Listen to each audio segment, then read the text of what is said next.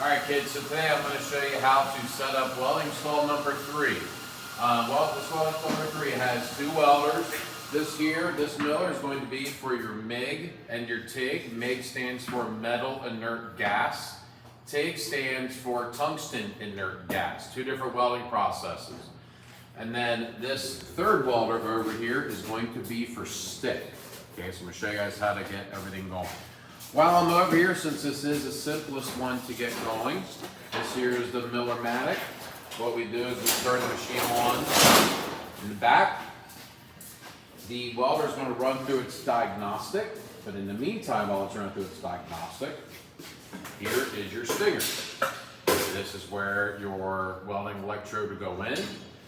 Here is your ground. You have to have this ground clamp to complete your electrical circuit in order to be able to weld.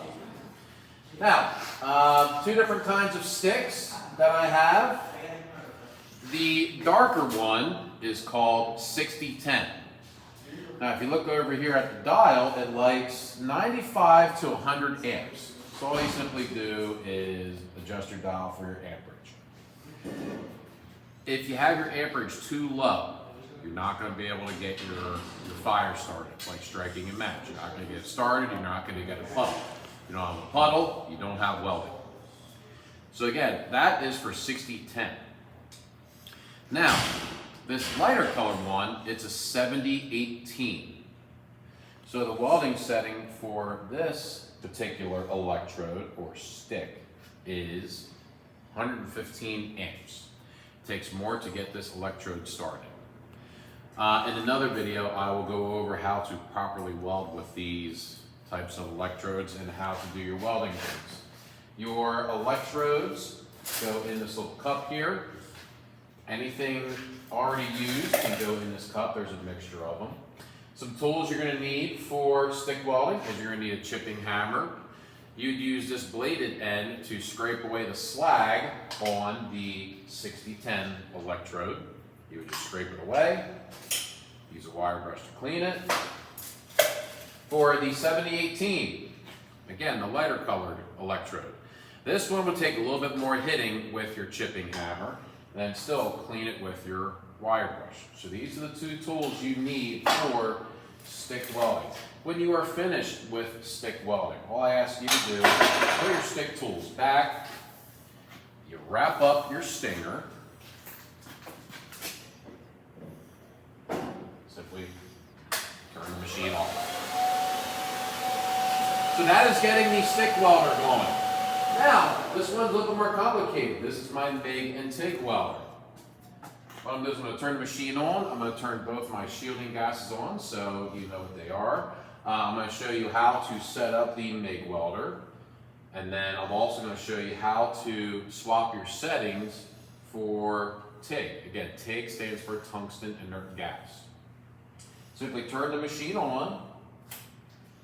It's going to run through its diagnostics. While it's doing that, I'm simply going to turn my gases on.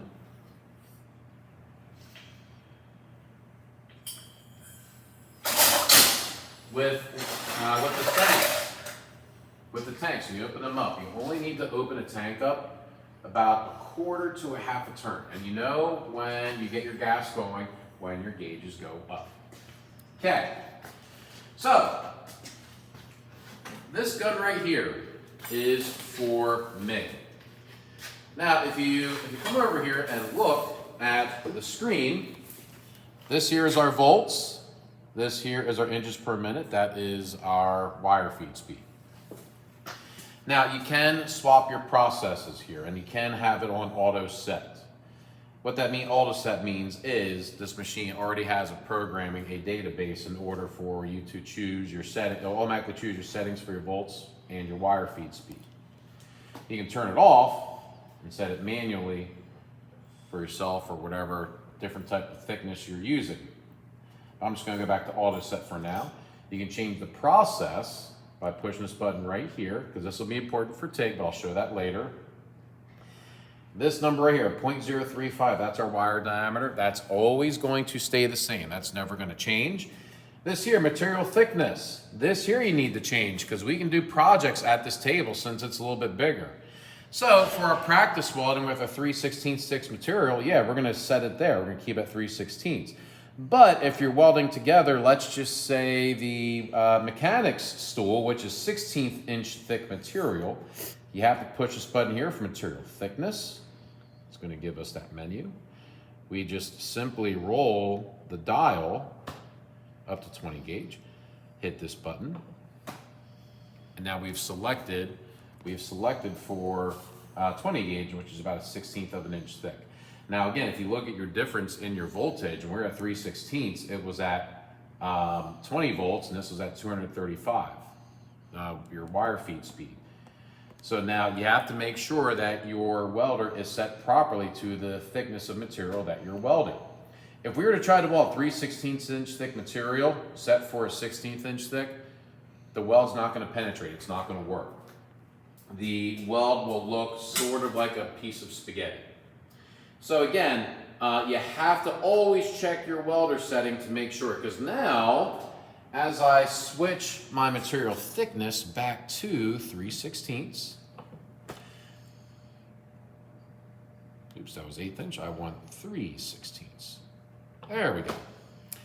If I was to try to weld together, say, the mechanics stool at these settings, we will burn right through our material. I have to cut all new material. So you always have to double check to make sure what settings the welder is set for. So I'm not going to demonstrate how to MIG weld for now. I'm showing you how to get this set up. Now I will show you how to get this set up for TIG welding. So, but first off, before you TIG weld, what I want you to do is wrap up the hose and just hang it. A lot of hoses here, so you're better off keeping this as organized as you can. And if you're done MIG welding, what I want you to do is close the tank. Easiest way to remember how to close a tank: clockwise closes. Do not ever adjust these. This is what's called my flow meter. This determines how much shielding gas is coming out at once. If you close it, we're not going to have shielding gas. If we go up too much, well then what we're doing is we're wasting shielding gas. So I have this specifically set, so do not ever touch the flow meter. Close the tank here. I already have the TIG tank open. Now I'm going to show you how to get this set up for TIG welding. Now this welder here actually has something that's pretty neat. It has a remote foot pedal. So take the foot pedal, put it under the table. This here is a Bluetooth connector. Once I get this plugged in here and screwed in here to the welder, this Bluetooth will talk to the foot pedal. So I'm going to first get my Bluetooth hooked up. There we go. You have to make sure you spin it until it sets in there. If you bend the wires, if you bend the feeding electrical wires inside that, I'm going to have to get another one. So you have to put in nice and easy, twist it until it inserts in. Now, with the screen here, we have to change our process. Right now we're on MIG, as it says it up there. We're going to go down to TIG, and it's going to tell us what we have to switch around some wires. And I'll show you that here real quickly. It's a real pop, it's real quick on the screen. But I know in the meantime, I need to actually set this down so you can see better. I know this is going to have to come out. This is for my MIG. This is to connect my MIG gun. So I'm going to drop that. Now, what I'm going to do is I'm going to hit the OK button. Okay, my TIG gun goes on the bottom, and my grounding clamp looks like it's going to go on top.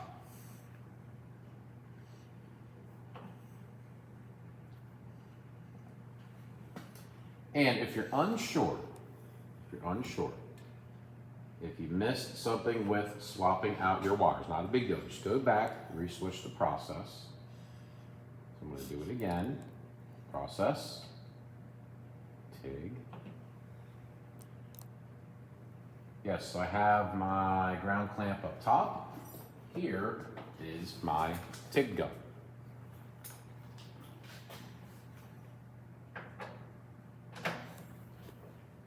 Okay, all of your TIG materials are here on the shelf. Here is your stainless filler rod. Here is your stainless material, and there's some scraps here. So as you kids begin to learn how to TIG weld, I prefer if you use scraps first. But here is your filler rod. And in this little metal container, this little metal box, is what's called our tungsten. This is where the heat comes from for TIG welding. The key to TIG welding is a sharpened point. That is the key to TIG welding. After you get your TIG welder set up, go over to the grinder, and all you would do is just grind a nice sharp point. To swap out a tungsten, unscrew the end cap, pull our tungsten out, put a new piece of tungsten in. Your tungsten rod should be sticking out of your gun about 3/8 to 1/2 inch. And screw back on the end cap. That will secure our tungsten in place. That's how you set up your TIG gun. So with Welding Stall number 3, has all 3 processes but 2 separate welders. 2 people can weld here at the same time. Somebody can be sitting over here doing sticks. Somebody can be sitting here doing some practice MIG or TIG. Lastly, before you begin welding, as you see, I have some gear on. First off, you need to have safety glasses on underneath your shield. Sparks fly. Next, this here is my auto darkening welding shield. If you ever go to use a shield, any kind of shield whatsoever, and you go to strike an arc, and this does not auto darken, give me the shield. I will test it out. I might need to swap out the batteries. So you need your welding shield. As you see, a welding jacket buttoned up, and these guys here are welding gloves. The more common danger with welding isn't necessarily burning your hands from grabbing hot material, but it's also the ambient heat from the arcing. You gotta have your PPE on. PPE stands for personal protective equipment. You have to have this on for welding to prevent yourself from getting what's called arc burn. It's an equivalent to a very good sunburn. Also, one more safety thing. As you're back here, you can be walking around when people are welding. What you cannot do is stare directly at somebody while they're welding without a shield on. You will get what's called an arc burn of your eyes. It's a sunburn of the whites of your eyes. What that encompasses is your eyes will be red, and you're gonna need to have eye drops to help cure it. Your eyes will constantly be watering and flowing, so it'll look like you're crying even though you're not. That's called an arc burn of your eyes. Okay, so that's how you set up stall number 1. It's your jobs now, kids, after you watch this video, get the stalls set up for whichever process you want to weld.